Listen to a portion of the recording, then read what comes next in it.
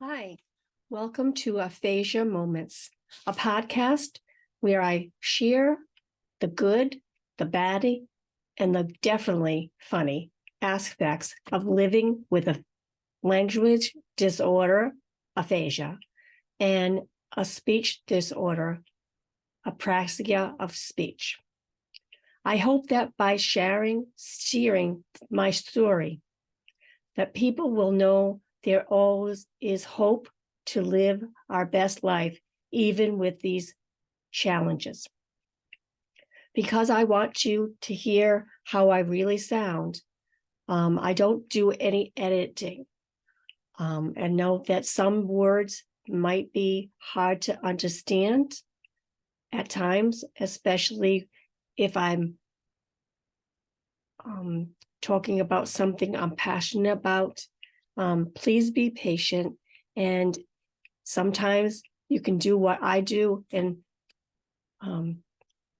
if you don't hear a word or understand a word, you can substitute one that makes sense to you. So without further ado, here's today's episode.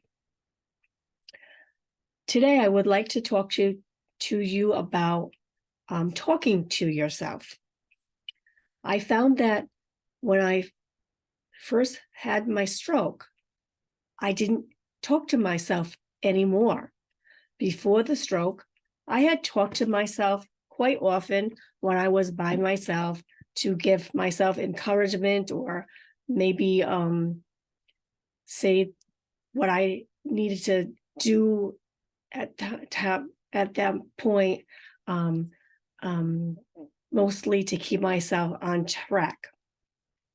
Well, with my aphasia, for that last 4.5 years, I haven't talked to myself out loud, but that doesn't mean I don't have a constant conversation with myself. I think they call it inner speech. I have this conversation. I'm going with myself to tell myself what's happening next, what you should do, how to do it more effectively. And I found that having this inner speech keeps me focused and on track and doing things that I need to do well. I was in a research project for inner speech. It was a 3-week study. It was really interesting. I had to write down my inner speech at various points of the day. And I had a Zoom with the researcher to talk about how my inner speech helped me with my day-to-day activities. Well, this week, all of a sudden, I found myself talking to myself out loud, and it was really surprising to me. I don't know if anybody else with aphasia has this issue, but when I used to talk to myself, it was natural, and then after the stroke, it wasn't natural because I think it's because when I talk out loud, I sometimes don't say the word I want. And especially when I'm talking to my dog, I don't know why. It maybe that I'm not as concerned about her. So I know when I'm talking to other people, I'm really conscious of myself, and subconsciously I really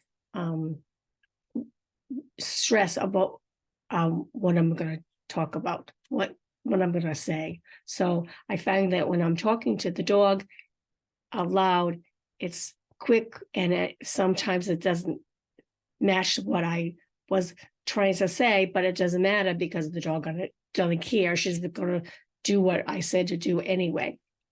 So that was my topic for this week, because that was the most confusing thing that happened to me, my big aphasia moment. And I wonder if I'm going to do more and more as it goes on, and I'll let you know. So that's my aphasia moment for this week. Thank you very much for listening. And if you want to subscribe to my YouTube channel, I would really love it. And I hope you join me again another time. Until then, thank you.